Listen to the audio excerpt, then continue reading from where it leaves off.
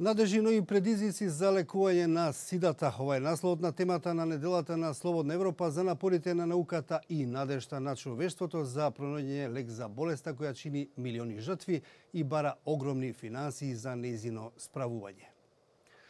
Председателката на меѓународната AIDS заедница Линда Гейл Бейкер изрази надеж за натамошна контрола врз сидата и редуцирање на оваа болест поради најновите научни достигнувања. Сепак таа е загрижена за предложените кратење на финансиите за справување со оваа епидемија. Агенцијата на Обединетите нации за сидата соопшти дека 19,5 милиони луѓе, што е повеќе од половината од регистрираните 37 милиони пациенти, носители на вирусот ХИВ, сега биле под третман.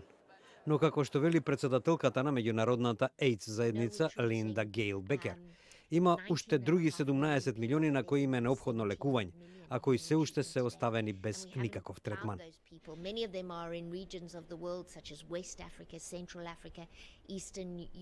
Central Asia that we haven't got to. So that's very concerning. 3 децении од одобрувањето на првиот третман против сидата, медицината е пред нов бран иновации.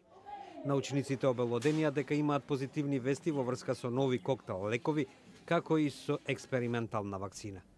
Тие веруваат дека е неопходно да продолжат истражувањата со оглед на тоа што би можело, како што се покажало и претходно, вирусот да стане отпорен на лекови и покрај тоа што од 1996 година 3 или 4 комбинации на лекови доведоа сидата веќе да не биде смртоносно заболување.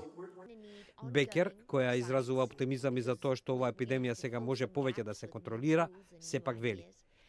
And it's going to need ongoing programmatic funding to enable us to do this. So the appeal is that the funding will go on. Според неа многу се загрижувачки најавите на американската администрација за кратење на финансирањето на меѓународната помош. Таа во прилог на тоа го наведе случајот со едно девојче од Јужна Африка кое е родено со ХИВ вирусот и која ги изненади научниците, бидејќи се чини дека е целосно излечено, само 1 година по третманот со лекови и сега тие веќе не му се потребни. На пациентите со овој вирус нормално им треба да останат на антиретровирусни лекови до крајот на нивниот живот, за да не им се врати болест. Ова девојче, кое сега има 10 години, веќе нема никакви знаци на сида. Овој и други вакви изолирани случаи им даваат надеж на 37 милиони луѓе во светот дека ќе можат да бидат излечени од болеста од која умреле над 35 милиони луѓе од нејзиното појавување во 80-тите години од минатиот век. Во Македонија има 288 регистрирани лица заболени од ХИВ вирусот. Проблемот е што поради дискриминацијата со која се соочуваат заболените лица, ја чуваат болеста како најголема тајна. Кои се предизвиците на заболените и на македонското општество кога станува збор за сидата? Според сведочењата на заболените поради стигмата и предрасудите кои ги следат лицата инфицирани со ХИВ вирусот, тие се соочени да живеат од притисок да не дознае средината во која живеат за нивното заболување. Представниците на невладините организации истакнуваат дека овие луѓе не откриваат дека се носители на вирусот поради стравот дека ќе бидат дискриминирани, но за жал според нивните укажувања, дискриминација на луѓето со ХИВ се сретнува и од одредени лица во здравствениот систем, бидејќи токму таму тие ја споделуваат информацијата дека се заболени од ХИВ.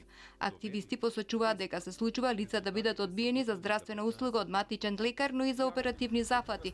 Од невладините организации исто така посочуваат дека во законодавството дискриминацијата врз основа на здравствената состојба е нагласено забранета, но и во пракса можеби е и поинаку. Кај нас не ни стигнала некоја голема представка на таа тема, но сепак ќе речам дека постои.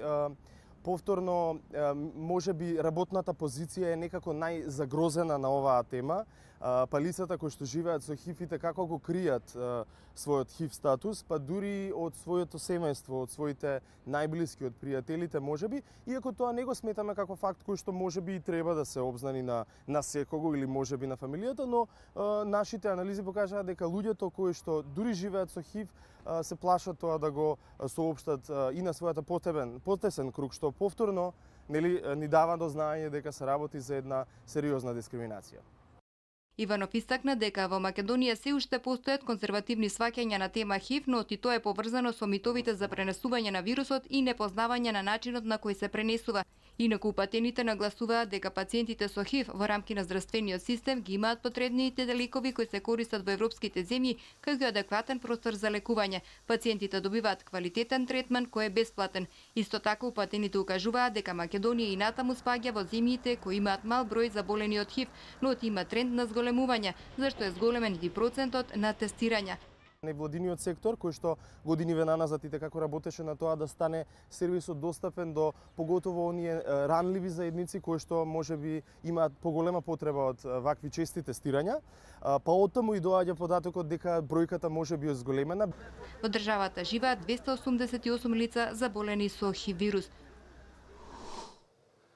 И тоа беше се во ова издание на темата на неделата на Слободна Европа, во кое се осврнуваме на надежите и предизвиците за лекување на сидата болест која чини милиони жртви и бара огромни финансии за нејзино справување.